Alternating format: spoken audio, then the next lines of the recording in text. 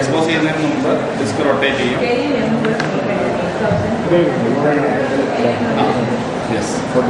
ഇത് ഡിസ്ക് ലേശം ടാർജറ്റ് ചെരിച്ചാ വെച്ചിരിക്കുന്നതൊക്കെ പഠിച്ചിട്ടുണ്ട്.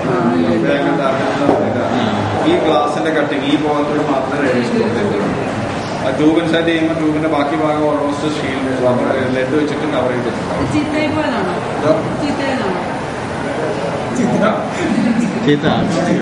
സാധനത്തിന് 1 ലക്ഷം രൂപ വിലയുണ്ട്. അപ്പൊ ചീത്തയാവാത്ത സാധനം കൊണ്ടുവരില്ല എന്ന് വിചാരിക്കണ്ട, കൊണ്ടുവരും. എല്ലാരും നന്നായി കൈകാര്യം ചെയ്താൽ ചീത്തയാവില്ല. ഇതിന്റെ ഫിലമെന്റ് ഇതാണ്.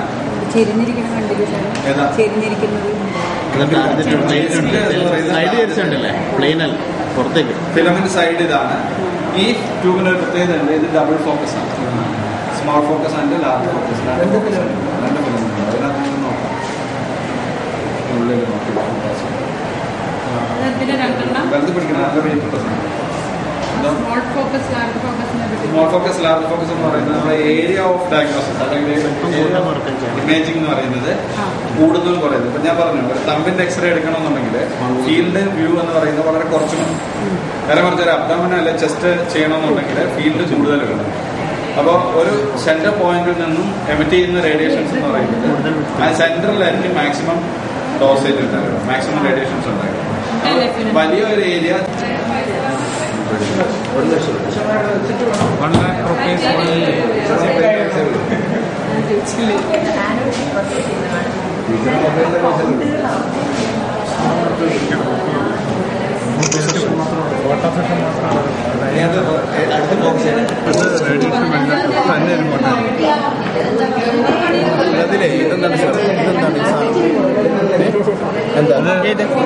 ഡബിൾ ഫോക്കസ്, ഇത് സ്മോൾ. ഇതില് ഡബിൾ ഫോക്കസ് എവിടെ? അതാണ് മനസ്സിലായല്ലോ. ഡബിൾ തന്നെ സിംഗിളെ കാണുന്ന 2 കോയിലുണ്ട്.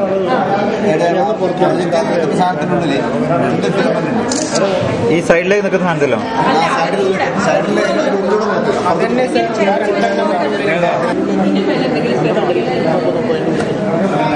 ഇതിന്റെ വില ഇവിടെ അതിന്റെ ആ വിൻഡോന്റെ ഉള്ളിൽ കൂടെ നോക്കി ശരിക്കും കാണാൻ പറ്റും. ഈ വിൻഡോന്റെ ഉള്ളിൽ കൂടെ, ഈ വിൻഡോയിലൂടെ മാത്രമേ പുറത്തോട്ടുള്ളൂ പറഞ്ഞല്ലേ?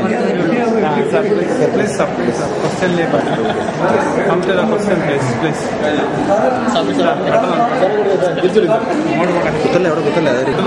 നിങ്ങൾ കണ്ടതാണ് എക്സ്റേ ട്യൂബ്. അതിന് പുറത്ത് ഷീൽഡ് കണ്ടില്ല.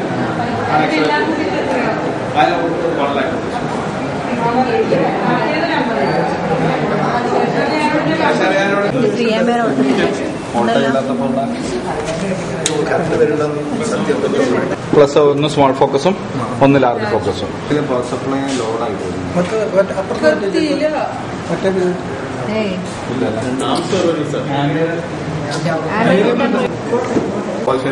ഞാൻ കുത്തനെ നിൽക്കില്ല, കൊണ്ടയച്ചു ഒഴിവാക്കി. ഇതിങ്ങനെ പിടിച്ചാല് ഈ വൈൻഡിങ്ങിന് 2 വൈൻഡിങ്സ് ആണല്ലോ. ഒന്ന് സ്റ്റാർട്ടിംഗ് വൈൻഡിങ്ങും 1 റണ്ണിങ് വൈൻഡിങ്ങും. അങ്ങനെ സാധാരണ മോട്ടറിനൊക്കെ പവർ ഫാക്ടർ കൂട്ടാൻ വേണ്ടിയിട്ട് സ്റ്റാർട്ടിംഗ് വൈൻഡിങ് ഉണ്ടാവും.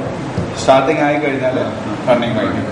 ഈ ട്യൂബിന്റെ സ്പെസിഫിക്കേഷൻ അനുസരിച്ചിട്ട് ഇത് സ്റ്റാർട്ട് ചെയ്യണമെങ്കിൽ 230 വോൾട്ടും റൊട്ടേറ്റ് ചെയ്ത് ഫുൾ സ്പീഡ് എത്തിക്കഴിഞ്ഞാൽ പിന്നെ കറങ്ങാൻ 80 വോൾട്ടും മതി എന്നാണ്. 80 വോൾട്ടിലായിരിക്കും അത് റൊട്ടേഷൻ ഉണ്ടാകുക. അതുകൊണ്ട് എക്സ്റേ മെഷീനകത്ത് അതിന്റെ സംവിധാനങ്ങളുണ്ടാവും. ഫുൾ സ്പീഡ് എത്തിക്കഴിഞ്ഞാൽ വേറെ ഒരു റിലേ പിടിച്ചിട്ട് വർക്കിംഗ് വോൾട്ടേജ് എന്ന് പറയുന്നത് 230. ഇത് കറങ്ങാനുള്ള സ്പീഡ് ടൈം നോർമൽ കേസിൽ 0.8 സെക്കൻഡാണ് വിളിക്കുക. 0.8 സെക്കൻഡ് എന്ന് വെച്ചാൽ നമ്മൾ സ്റ്റാൻഡ് ബൈ അടിച്ചാൽ 0.8 സെക്കൻഡിലോട്ടാണ് ഫുൾ സ്പീഡ് എത്താറ്.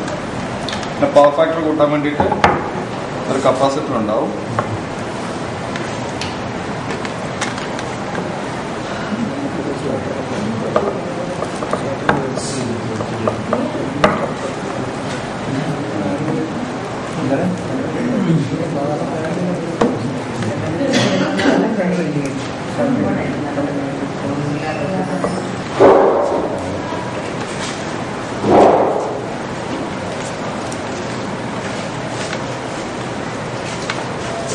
എന്തിനാ കപ്പാസിറ്റർ പറഞ്ഞു?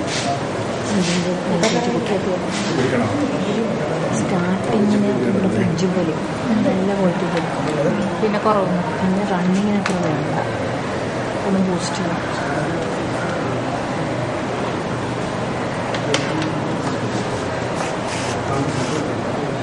മോട്ടറിന് ഇത്രയും പോകുന്ന കപ്പാസിറ്റി അതന്നെ മോട്ടറിലും 2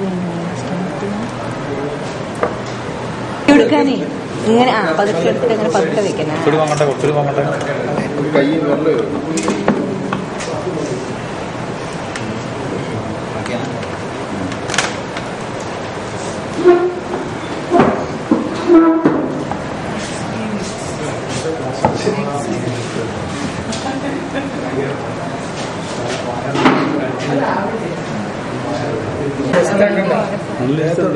ഇങ്ങനെ വിരിയുമ്പോ ഒരു കുലുക്കം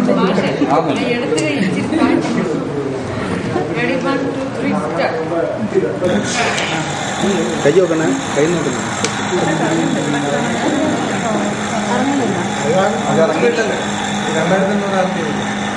അറിയുന്നില്ല അല്ലേ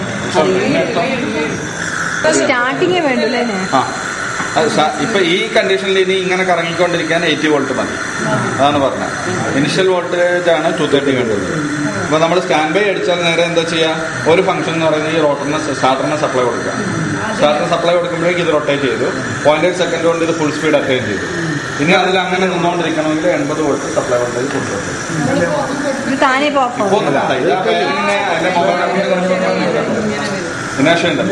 ശരിക്കും ഇങ്ങനെ നോർമൽ കേസിൽ നല്ല ട്യൂബാണെങ്കിൽ 5 മിനിറ്റ്സ് കൂടുതൽ ഉണ്ടാവണം ഈ റൊട്ടേഷൻ.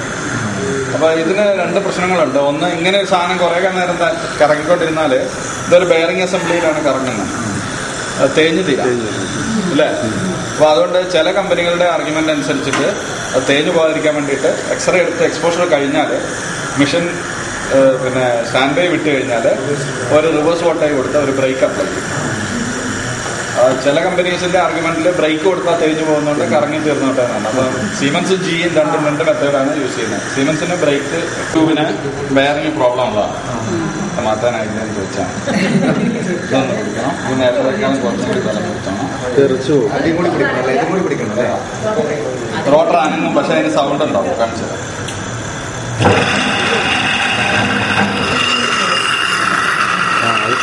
രണ്ട് നമ്മളുടെ ഡിഫറൻസ് ആണ്. ഇത് പെട്ടെന്ന് നിൽക്കും. രണ്ടും നമ്മൾ ഒരേ വോൾട്ടേജാണ് കൊടുത്തത്. ശബ്ദം കേട്ടാൽ കുഴപ്പമുണ്ടെന്നാണ് ഇതുണ്ട്. ഇത് വേറെ പോയി എപ്പോഴും കറങ്ങിക്കൊണ്ടിരിക്കുകയാണ്. കറങ്ങും. കറങ്ങിയാൽ എന്താ മനസ്സിലാക്കേണ്ട, 2800 എത്തുന്നില്ല, RPM എത്തുന്നില്ല. RPM എത്തുന്നില്ലെങ്കിൽ എന്തുണ്ടാവും, ടാർജറ്റ് ഓവർ ഹീറ്റ് ആവും. നിങ്ങൾ ഈ ടാർജറ്റ് നോക്കിക്കഴിഞ്ഞാൽ മനസ്സിലാവും. ഇതിങ്ങനെ നാഷണൽ ഹൈവേ പൊളിഞ്ഞ പോലെ കണ്ടാവും, ഒരു വെട്ടും പൊളിയും വന്നിട്ടുണ്ട്. അത് ഹീറ്റ് കൂടിയിട്ട് മെൽറ്റ് ആവുന്നതാണ്, ടാർജറ്റ് മെൽറ്റ് ആവുന്നതാണ്.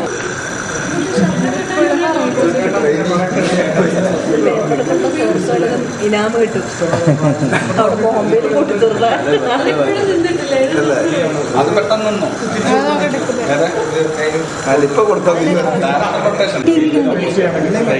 എടാ ഇവിടെ കുണ്ടുകുഴിയും പോലെ അതാണ് പറയുന്നത്. അതിലുണ്ട്, പക്ഷേ അതത്രയില്ല. അതെയാ, അത് ഞാൻ രാവിലെ വെച്ചിട്ട് കത്തി പിടിച്ചോ.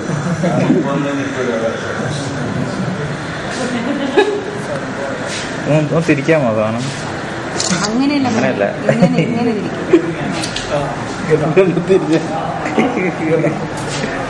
ഓക്കെ, ഒന്നുകൂടി തിരിക്കൂ. Thank you. റൊട്ടേറ്റ് ചെയ്യൂ. ഓക്കെ, ശരി, താങ്ക്സ്.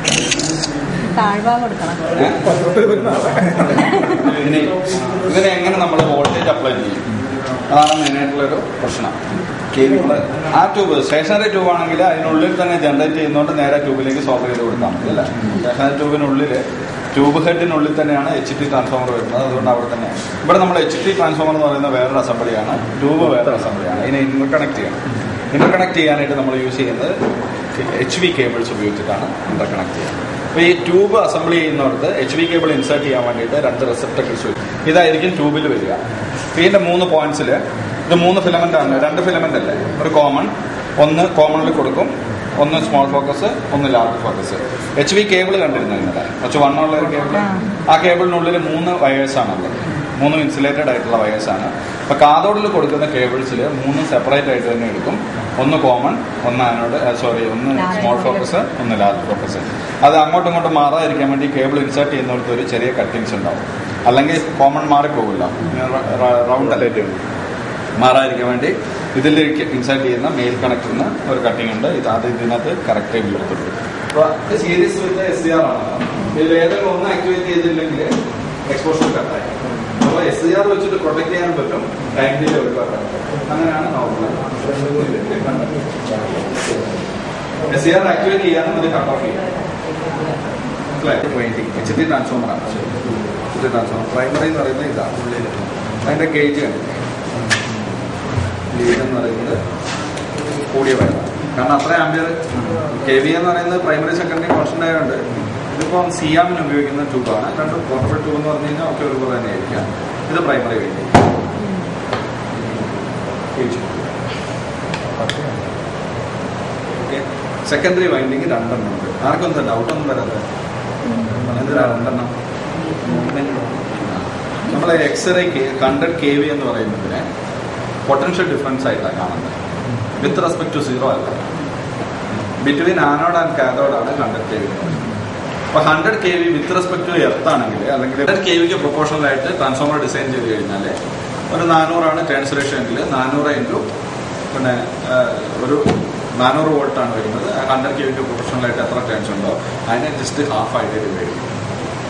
പകുതി ടേൺസ് ഒരു ആമിൽ വൈൻഡ് ചെയ്യും, പകുതി വേറെ വൈൻഡ് ചെയ്യും. ഇതുകൊണ്ട് രണ്ട് പ്രത്യേകതയുണ്ട്. ഒന്ന് ഞാൻ ഈ പറഞ്ഞ പോലെ ഇൻസുലേഷൻ കുറയ്ക്കാം. ഇതുകൊണ്ട് രണ്ട് അഡ്വാൻറ്റേജ് ഉണ്ട്. ഒന്ന്, സെന്റർ പോയിന്റ് നമ്മൾ ഗ്രൗണ്ട് എടുത്തുകൊണ്ട് ഇവിടെ +50 ഇവിടെ -50 കിട്ടും. അപ്പോൾ ഇൻസുലേഷൻ ഇൻ ബിറ്റ്വീൻ ബോഡി എപ്പോഴും ബോഡി ആയിട്ടാണ് ഇൻസുലേഷൻ ബ്രേക്ക് ഡൗൺ ഉണ്ടാകുക. കാരണം ബോഡി എപ്പോഴും ഗ്രൗണ്ട് ആയിട്ടാണ് വരിക. അപ്പോൾ ആ ബോഡി ആയിട്ടുള്ള ഇൻസുലേഷൻ ബ്രേക്ക് ഡൗൺ എന്ന് പറയുന്നത് നേരെ പകുതിയാണ്. 50 kV വരെ വിസ്റ്റാൻഡ് ചെയ്യാൻ പറ്റുന്ന മെറ്റീരിയൽസ് ആയിരിക്കും ഇവിടെ ആവശ്യമുള്ളൂ. അപ്പം നമ്മൾ ആക്ച്വൽ മെറ്റീരിയൽ 100 kV ആണെന്നുണ്ടെങ്കിൽ ഒരിക്കലും ഇൻസുലേഷൻ ബ്രേക്ക് ഡൗൺ ഉണ്ടാവില്ല.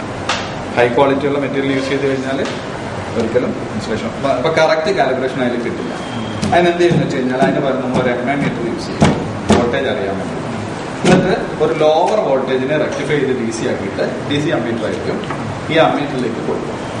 അപ്പോൾ ആ വോൾട്ടേജിൽ 1 വോൾട്ടിന്റെ വേരിയേഷൻ വരെ ഈ മീറ്ററിൽ വളരെ ഈസി ആയിട്ട് ഡിറ്റക്ട് ചെയ്യാൻ പറ്റും. മനസ്സിലായി പറഞ്ഞേ? കാലിബ്രേഷൻ യൂസ് ചെയ്യുന്ന വോൾട്ടേജ് എന്ന് പറഞ്ഞാൽ നോർമൽ കേസിൽ 20 വോൾട്ട് വരെ വരിക. ഈ 20 വോൾട്ടിനെ വലിയ ഒരു റെസിസ്റ്റൻസ് സീരീസ് ആയിട്ട് ഇട്ടിട്ട് 1 MA ഫുൾ സ്കെയിൽ ഡിഫ്ലക്ഷൻ, ഈ കേസിൽ 5 MA ആണ് സാധാരണ യൂസ് ചെയ്യുക. 5 MA ഫുൾ സ്കെയിൽ ഡിഫ്ലക്ഷൻ ഉള്ള ഒരു മെറ്റീരിയൽ കൊടുക്കും. അപ്പോൾ അതിനനുസരിച്ച് ഭയങ്കര സെൻസിറ്റീവ് ആണ്. 1 വോൾട്ട് വരെ ആ റെഡ് മാർക്കിൽ നിന്ന് മാറിയിട്ടുണ്ടെങ്കിൽ കാര്യമാണ്. ഇപ്പോൾ 230ക്ക് കറക്റ്റ് കാലിബ്രേറ്റ് ചെയ്യാൻ വേണ്ടിയിട്ടാണ് അങ്ങനെ യൂസ് ചെയ്യുക. അത് മെഷീൻ ഓൺ ആയിരിക്കുന്ന സമയത്ത് വോൾട്ട് മീറ്റർ പോലെ ആക്ട് ചെയ്യും. സ്റ്റാൻഡറി അടിക്കുന്ന സമയത്ത് അത് 0ലേക്ക് പോകും. പിന്നെ അത് എക്സ്പോഷറിൽ അമ്മീറ്റർ ആയിട്ടാണ് ആക്ട് ചെയ്യുക. കാരണം അത് ഓൾറെഡി അമ്മീറ്റർ ആണ്. അപ്പോൾ അതിന് 2 MA സ്റ്റേഷൻ 2 പോയിന്റ്സ് ഉണ്ട്. ഒന്ന് 5 MAക്ക് ഉപയോഗിക്കാം, ഒന്ന് 300 MAക്ക് ഉപയോഗിക്കാം. അപ്പോൾ സ്റ്റാൻഡറിയിൽ പോയതിന് ശേഷം പിന്നെ എക്സ്പോസ് ചെയ്യുന്ന സമയത്ത് റിലേയുടെ കോൺടാക്ട്സ് മാറ്റിയിട്ട് അത് 300 MAയുടെ മെഷീൻ മീറ്റർ ആയിട്ട് മാറ്റും. ഇപ്പോൾ എക്സ്പോസിങ് 300 MA ആണെന്നുണ്ടെങ്കിൽ 300 MA വരെ ഫുള്ളായിട്ട് ഓവർഷൂട്ട് അതൊന്ന് പറഞ്ഞു തരൂ. ഇത്രയും കാര്യങ്ങൾ ഞാൻ പറഞ്ഞു തരുന്ന നമുക്ക് ക്ലിയർ ആയിട്ടുണ്ടോ? 8, 10, 12 12 ഡയോഡ് സീറ്റാണ്. അപ്പോൾ ആകെ വരുന്ന വോൾട്ടേജ് ഡിവൈഡ് ബൈ 12 ആയിരിക്കും ഒരു ഡയോഡിന്റെ PV. അത് നോർമൽ